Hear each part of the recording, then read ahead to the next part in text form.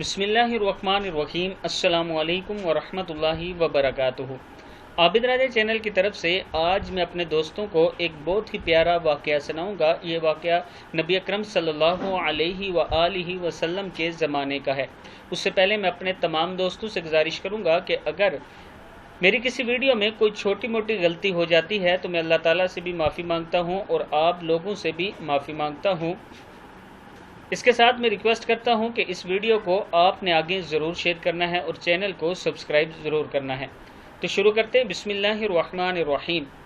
نبی اکرم صلی اللہ علیہ وآلہ وسلم کے زمانے میں ایک باغ میں دیوانہ اونٹ گھس آیا۔ جو شخص بھی اس باغ میں آتا وہ اونٹ اسے کاٹنے کو دوڑتا۔ لوگ بڑے پریشان تھے اور حضور اکرم صلی اللہ علیہ وسلم کی خدمت میں حاضر ہوئے اور سارا واقعہ عرض کیا۔ نبی اکرم صلی اللہ علیہ وآلہ وسلم نے فرمایا چلو میں چلتا ہوں۔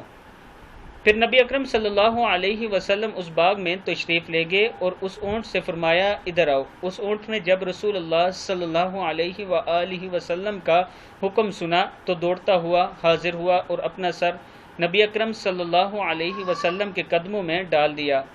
حضور اکرم صلی اللہ علیہ وسلم نے فرمایا اس کی نکیل لاؤ۔ حضور اکرم صلی اللہ علیہ وسلم نے اسے نکیل ڈال کر اس کے مالک کے حوالے کر دیا اور اونٹ آرام سے چلا گیا۔ پھر حضور اکرم صلی اللہ علیہ وسلم نے صحابہ اکرام سے فرمایا کافروں کے سوا مجھے زمین اور آسمان والے سب جانتے ہیں کہ میں اللہ کا رسول ہوں صلی اللہ علیہ وآلہ وسلم۔ اس واقعے سے ہمیں یہ سبق ملتا ہے کہ جو نبی اکرم صلی اللہ علیہ وسلم فرما دیں ہمیں اس پر عمل کرنا چاہیے۔